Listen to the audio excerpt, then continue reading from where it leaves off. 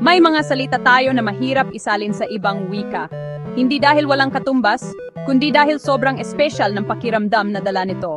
Tatlo sa mga paborito ko ay ang gigil, kilig, at tampo. Parang mga seasoning sa adobo ng buhay. Kung wala sila, parang kulang ang lasa.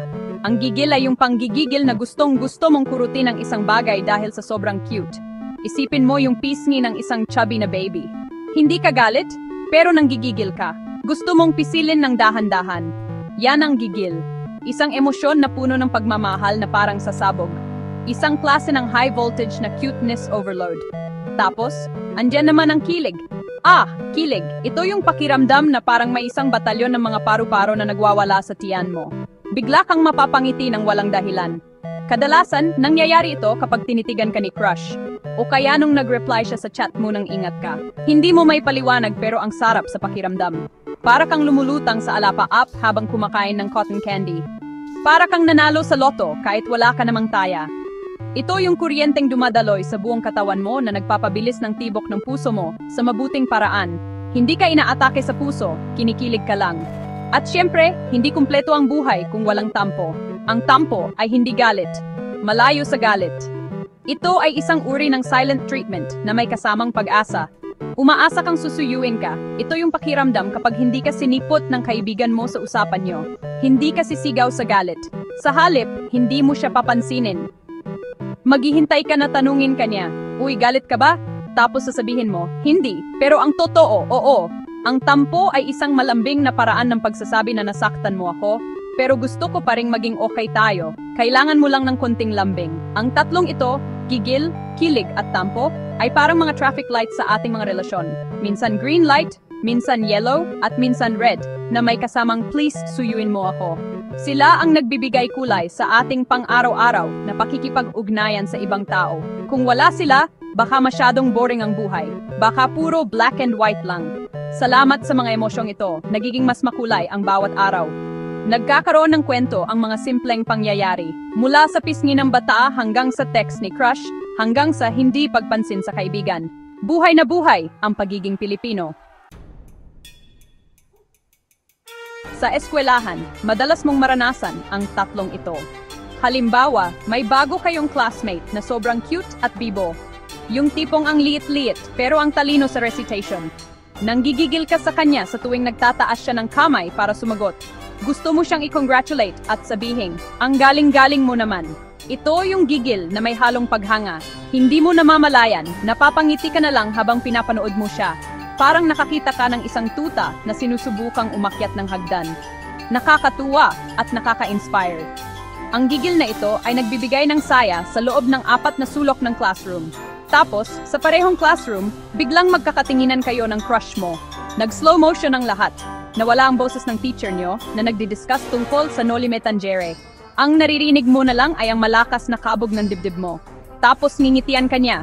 Boom! Ayan na ang kilig. Para kang natunaw sa kinaupuan mo. Susubukan mong mag-focus ulit sa lesson, pero ang isip mo ay paulit-ulit na pinapalabas ang eksenang iyon. Yung iti niya, yung mga mata niya, hihilingin mo na sana may replay button ng buhay para maulit-ulit ang sandaling iyon. Ang kilig ay parang isang secret na energy drink na nagpapagana sa iyo buong araw. Pag uwi mo naman sa bahay, doon mo madalas makasagupa ang tampo. Inutusan ka ng nanay mo na bumili ng suka sa tindahan. Pero dahil abala ka sa panood ng K-drama, nakalimutan mo.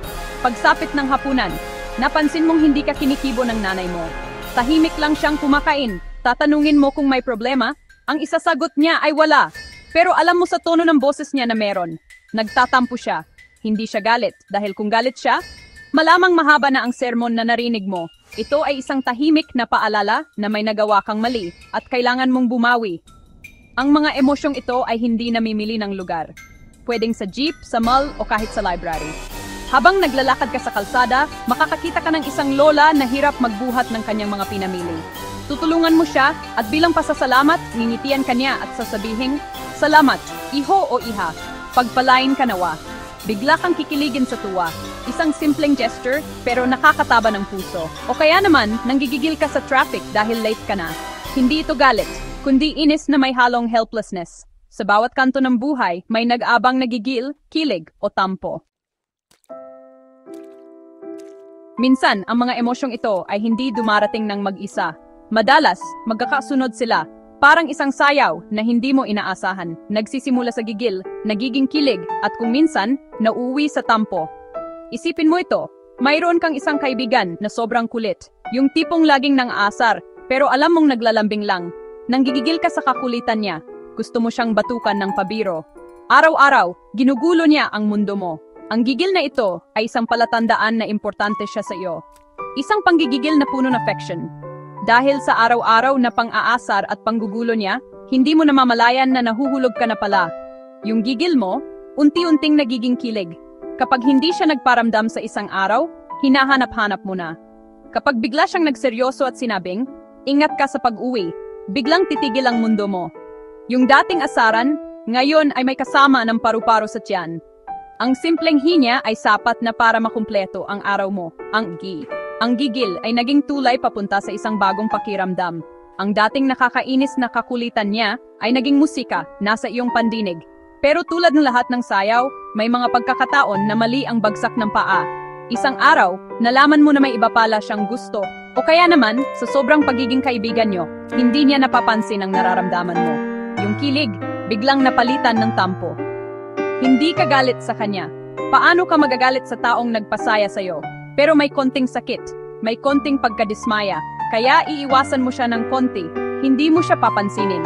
Umaasa ka na mapapansin niya ang pagbabago mo, umaasa ka na tatanungin kanya kung bakit.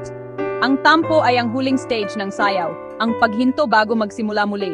Ang pagbabagong ito mula gigil, patungong kilig, at nauwi sa tampo ay isang natural na cycle sa maraming relasyon, mapakaibigan man o pamilya. Parang panahon lang. Minsan maaraw, minsan makulimlim.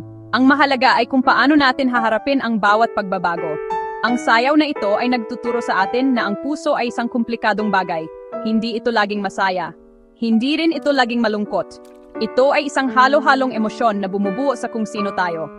At sa bawat sayaw, may natututunan tayong bagong hakbang. Sa huli, ano nga ba ang aral na makukuha natin sa tatlong emosyong ito? Ang gigil, kilig at tampo ay hindi lang basta mga salita. Sila ay mga bintana sa ating kaluluwa. Sinasabi nila sa atin at sa ibang tao kung ano ang mahalaga sa atin.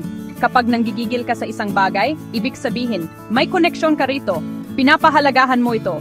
Kapag kinikilig ka, ibig sabihin, may nagpapasaya sa'yo, may nagbibigay ng inspirasyon sa buhay mo. At kapag nagtatampo ka, ibig sabihin, may nasaktan sa'yo, pero handa ka pa ring magpatawad. Ang pag-unawa sa mga damdaming ito ay susi sa mas matibay na relasyon. Isipin mo kung hindi mo naiintindihan ang tampo. Akalain mong galit ang isang tao, kaya lalayuan mo na lang siya. Hindi mo malalaman na ang kailangan lang pala niya ay isang yakap o isang simpleng sorry. Kung hindi mo naman naiintindihan ang kilig, baka isipin mong nababaliw ka na. Hindi mo mapapahalagahan ang mga maliliit na bagay na nagdudulot ng saya. Ang pag-intindi sa mga emosyong ito ay parang pag-aaral ng isang bagong lengguwahe, ang lengguwahe ng puso.